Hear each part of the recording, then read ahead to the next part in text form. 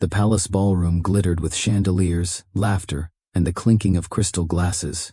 The wealthiest men and women in Dubai had gathered for Sheikh Idris Al-Karim's annual gala, a display of power, wealth, and prestige. But while the guests shone in silk and diamonds, the staff blended into the background, silent, obedient shadows moving with trays of food and wine.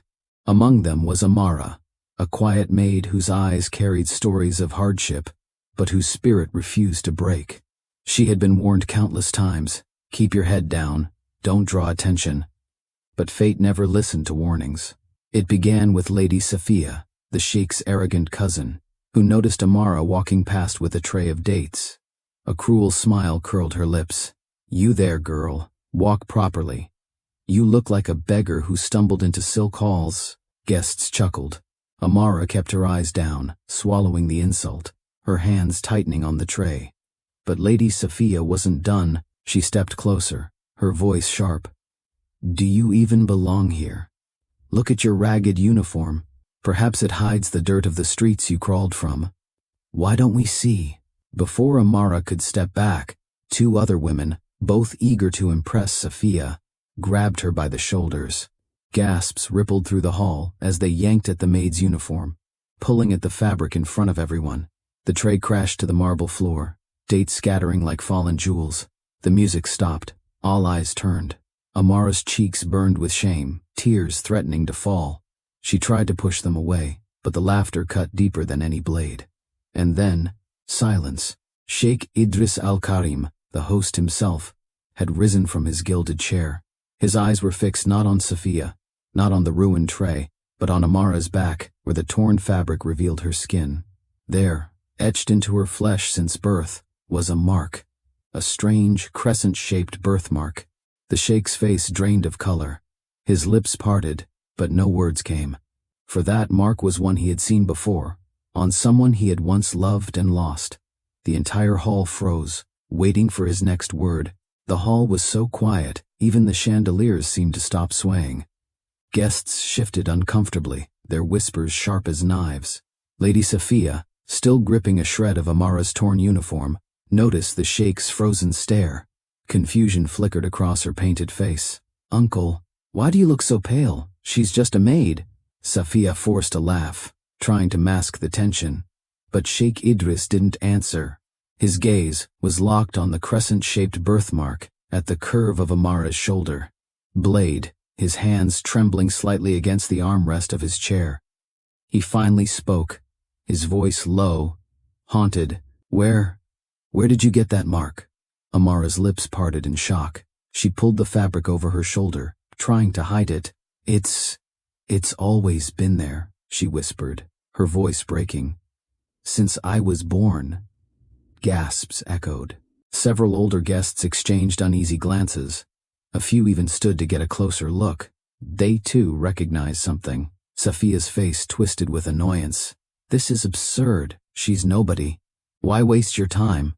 But Sheikh Idris slammed his fist against the table, making the crystal glasses jump. Enough, Safiya. His voice cracked like thunder, silencing the hall. Do you not see what this means? The crowd leaned forward, hungry for answers. Idris rose slowly, his eyes never leaving Amara. His voice softened, thick with memories long buried. Many years ago, there was a woman who bore the same mark. She was my heart, my secret, and she vanished before I could protect her. A stunned murmur swept the room.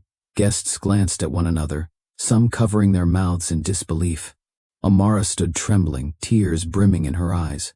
My mother, she never spoke of my father, only that he was a man of power, a man she could never name.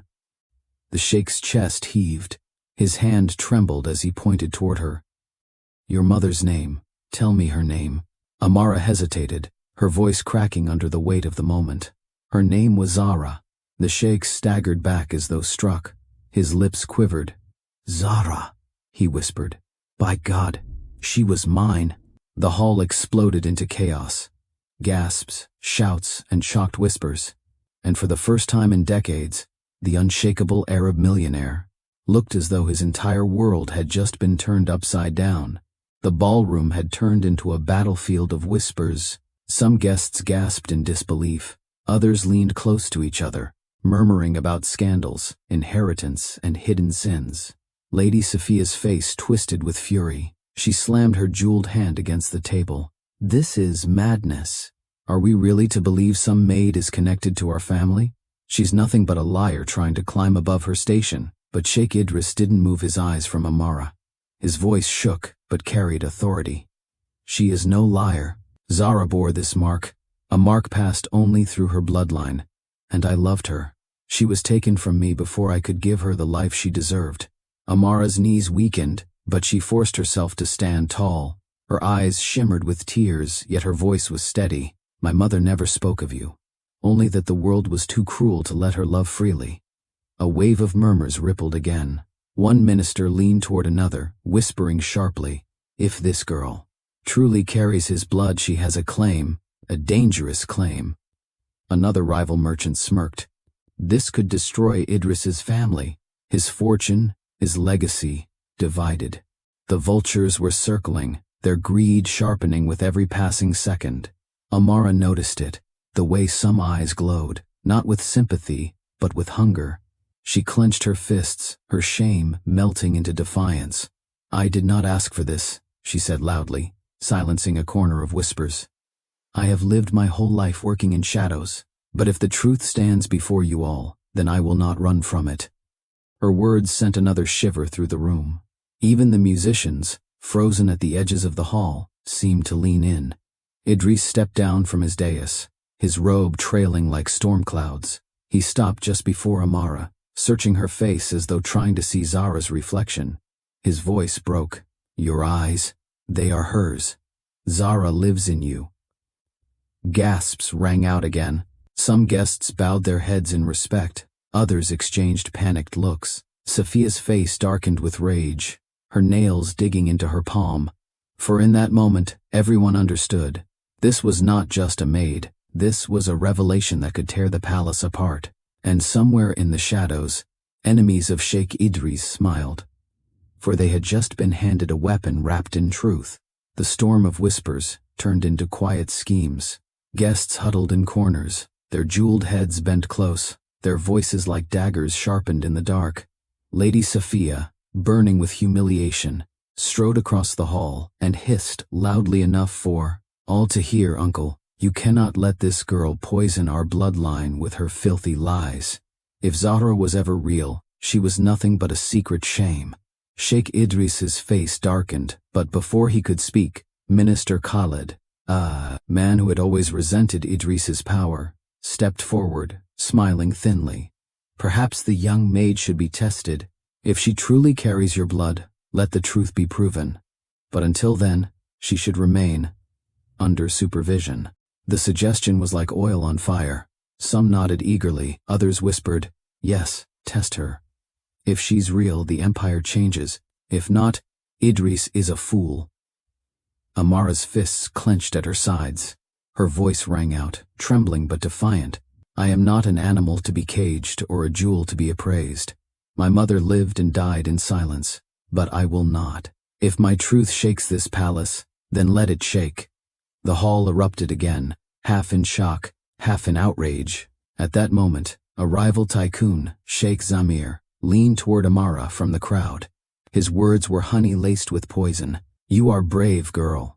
But bravery alone will not protect you here. Sheikh Idris's family will never accept you. Align yourself with me, and I will see to it your claim is recognized and rewarded."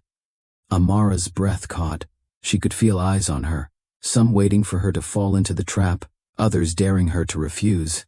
Sheikh Idris stepped between them, his voice low but fierce. "Stay away from her, Zamir. You think I don't see your greed?" He turned back to Amara, his eyes softening. "Do not listen to snakes. You are not their pawn. You are my daughter." The word daughter sent shockwaves through the hall. Gasps, murmurs, disbelief. Lady Safiya shrieked, her face red with fury. "You shame us all, uncle. To call this servant your daughter? You will tear this family apart." Idris's hand trembled, but he raised it with authority. "Better the truth tear us apart than lies keep us together." And in that moment the hall knew. The battle had begun.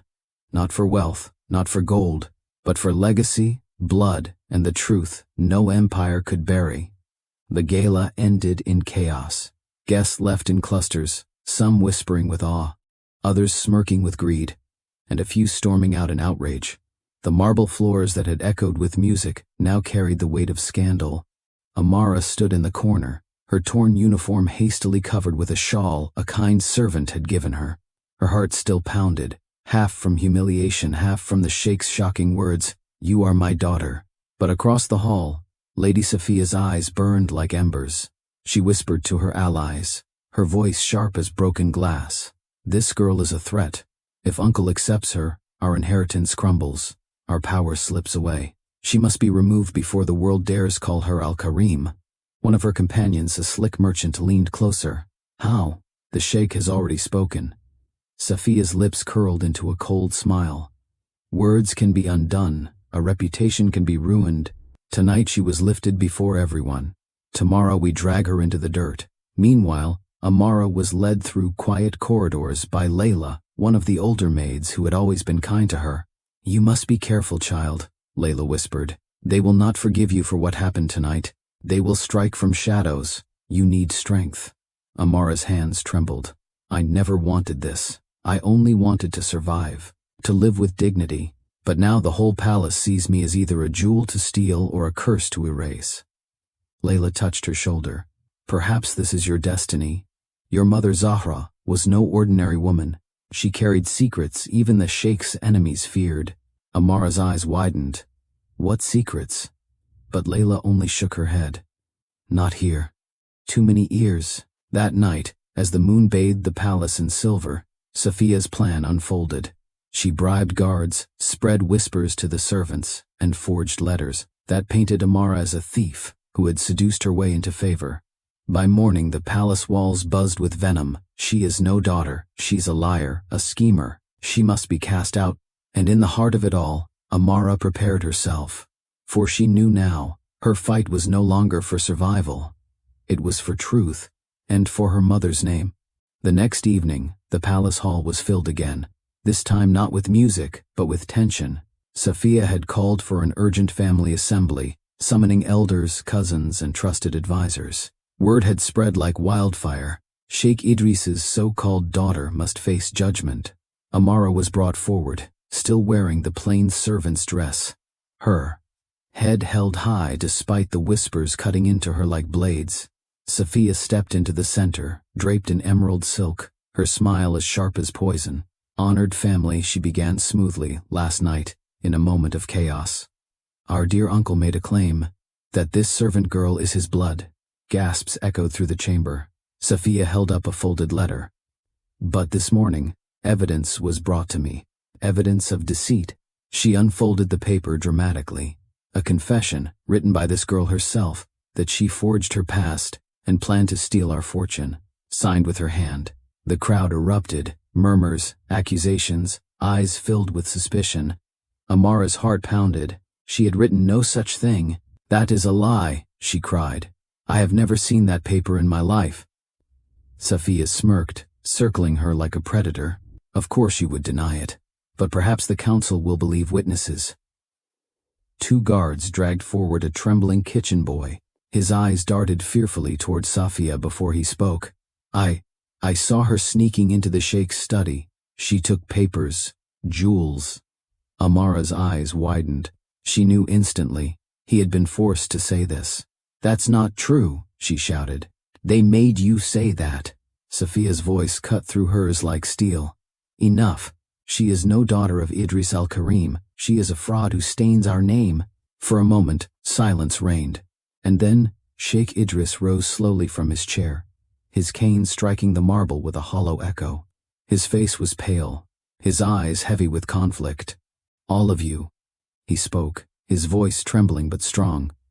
"Do you think I am a fool? Do you think I cannot tell the difference between truth and lies? That girl," he pointed at Amara, "carries her mother's fire in her eyes, and no forged letter can erase blood." But even as he defended her, his gaze shifted. Doubt lingered in the room. The elders exchanged whispers. Safiya's poison had already spread, and Amara realized with a sinking heart, words alone would not save her now. She would need proof, the kind of proof no enemy could twist. That night, Amara could not sleep. The sting of Safiya's false accusations still echoed in her ears. She knew the truth lived somewhere beyond words, something that no forged letter, no bribed servant could ever erase. As the moonlight slipped through her chamber window, she clutched the old pendant her mother Zahra had left her. She had worn it all her life, never daring to part with it. For years she thought it was nothing more than a keepsake. But now she noticed something strange. Her fingers traced the back of the pendant. There was a faint seam, almost invisible. With trembling hands she pried it open. Inside, hidden beneath layers of delicate gold, was a tiny folded parchment. The ink had faded with time, but the seal, an intricate mark of the House of Al-Karim, remained unbroken. Amara's breath caught. Her mother had hidden something meant for this moment. She carefully unfolded it. The letter was written in Zahra's hand. To my beloved daughter, Amara. If you are reading this, then fate has forced you to seek truth. Know this, you are not merely my child. You are the blood of Idris Al-Karim. He loved me, though the world tore us apart. And when danger rose, I hid you to protect you from those who would see you dead before they ever saw you rise. Amara's eyes blurred with tears.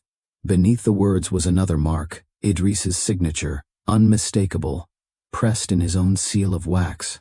It was the proof she needed, but before relief could wash over her, a soft creak echoed from the corridor outside. She stiffened, clutching the letter. The door slid open, and standing there was Layla, the kind old maid. Except tonight, her face carried no kindness. Her eyes flickered toward the parchment in Amara's hand, and for the first time, Amara saw fear. You found it, Layla whispered. Then you must move quickly. Safiya knows this letter exists, and she will kill to destroy it. Amara's heart thundered. Layla, you knew? The old maid's eyes softened with regret. I served your mother. I promised her I would protect you. But child, the storm is coming faster than I feared. Tomorrow, the council will decide your fate. You must show them this, before Safiya strikes first. Amara clutched the letter to her chest, her jaw tightening. She had been humiliated, accused, cornered. But not anymore. For the first time, she carried not just blood, but proof, and she vowed silently that no one, not even Safiya, would take it from her. The grand chamber of the Al-Karim estate buzzed with voices like a restless storm. Chandeliers swayed above as elders in flowing robes gathered around the long marble table. Guards lined the walls, and curious nobles peered in from the balconies. This was no ordinary gathering. It was the council that would decide Amara's fate. Sheikh Idris sat at the head, his face carved with weariness. Safiya stood beside him, dressed in white to feign innocence, her lips curved in a venomous smile. Amara was brought in, flanked by guards, her simple dress standing in sharp contrast to the silks and jewels around her. Safiya's voice rang out first, loud and sweet, dripping with malice. Honored family, I come not to disgrace our bloodline, but to protect it. Last night this girl was defended with empty claims. Today, I bring final proof of her deceit. With a dramatic gesture, she motioned forward a servant carrying a small chest. From it she produced stolen trinkets, gold bangles, a signet ring of Idris's household. Found beneath her bed, Safiya declared, "She is not our kin. She is a thief who slithers through shadows." A ripple of outrage moved through the chamber. All eyes fell on Amara, waiting for her to crumble. But instead, she stepped forward. Her hands trembled, yet her gaze was steady. Slowly she lifted her mother's pendant and opened it before everyone's eyes. From within, she drew the folded parchment. Last night I was called a liar. Today, I will show you the truth. She laid the letter on the council table. Elder Rashid, the family's keeper of records, adjusted his spectacles and examined it. His brows furrowed, then lifted in shock. This is the handwriting of Zahra, peace be upon her soul. And the seal, his voice caught. This is Idris's mark. No forgery could match this. Gasps erupted. Idris himself leaned forward, his old eyes filling with tears. as he saw the signature he had once placed with his own hand. Safiya's face went pale. "Lies! She forged it. Enough!" Idris roared, slamming his cane on the marble. His voice shook the chamber. "For years I carried silence as a shield. I loved Zahra, though the world forbade it. I was forced to hide the truth, to bury my heart. But here she stands, our blood, my daughter." The council fell silent, the weight of his confession undeniable. Amara stood tall, clutching her mother's letter, her voice rising above the whispers. "You can strip my clothes, you can slander my name, but you cannot erase the truth written in my blood. I am Amara Al-Karim, and I will not bow to your lies." For a moment the entire hall froze, and then the whispers returned, not of suspicion, but of awe. Safiya, however, was not done. Her eyes narrowed like daggers. She had one final card to play. The council chamber was buzzing, some elders nodding in respect toward Amara, others whispering in disbelief. For the first time the tide was turning against Safiya. But Safiya was not a woman who accepted defeat. Her hands trembled as she gripped the edge of the table, her nails digging into the polished wood. Her voice, shrill but commanding, sliced through the murmurs. "You fools! You will believe a servant's tale over the blood that has stood beside this family for decades. You will allow this intruder to rob us?" She snapped her fingers. At once, 2 guards she had bribed earlier rushed forward, their swords flashing in the council light. Gasps filled the chamber as they advanced toward Amara. "Remove her!" Safiya shouted. "If my uncle is too blinded by guilt, then I will protect this house myself." The hall erupted in chaos, elders shouting, some fleeing, others pounding the table for order. Sheikh Idris struggled to rise, but his frail body betrayed him. Amara's heart pounded, but her spirit did not break. She reached into her shawl and pulled free the pendant once more, holding it high. "Touch me, and you strike not a servant, but the blood of your sheikh. You will commit treason before this council." Her words rang with fire. The bribed guards hesitated, fear flashing in their eyes. The council members rose, their voices thunderous. "Stand down. Dare you raise a blade in sacred chambers?" But Safiya was desperate. In a frenzy, she grabbed a dagger from one of the guards and lunged toward Amara herself. Time slowed. The dagger's gleam cut through the chamber's light as Safiya screamed, "You will never be an Al-Karim!" At the last instant, Amara sidestepped, her hand catching Safiya's wrist. With a strength born not of power but of survival, she twisted the blade free and let it clatter to the marble floor. Gasps echoed as Safiya stumbled, her mask of control shattered before all. The elders erupted in fury. She desecrates the council. She raises arms against blood. Guards loyal to Idris seized Safiya, dragging her to her knees. Her hair fell loose, her face twisted in rage and humiliation. Amara stood tall, breathing hard, her voice steady as steel. "You stripped me, shamed me, and hunted me. But the truth cannot be killed. I am my mother's daughter. I am Idris's blood. And today, before all of you, I claim the name you tried to bury. Amara Al-Karim." The chamber thundered with voices, not whispers now, but cries of recognition. And for the first time, Amara felt the weight of her mother's spirit standing beside her. The chamber stood still as Safiya struggled in the guard's grip, her shrieks echoing like a dying storm. The council, once divided, now saw her clearly, not as a guardian of the family name, but as a snake that had poisoned it. Sheikh Idris rose slowly, his cane striking the marble floor with a steady rhythm. His voice, though aged, carried the weight of authority that silenced every tongue. "Safiya, for years I trusted you. I gave you power, I gave you respect. And this is how you repay me? By turning steel against my blood?" Safiya's eyes darted wildly, searching for an ally. None met her gaze. The room that once whispered in her favor now recoiled in disgust. "You have no place in this house anymore," Idris declared, his voice breaking with sorrow. "Strip her of title, strip her of inheritance. Let her name be forgotten." The guards dragged Safiya away, her screams fading into the corridors. Amara stood in the center of the hall, still clutching her mother's letter. The council bowed their heads in respect, not to a servant girl but to the rightful daughter of Zahra and Idris Al-Karim.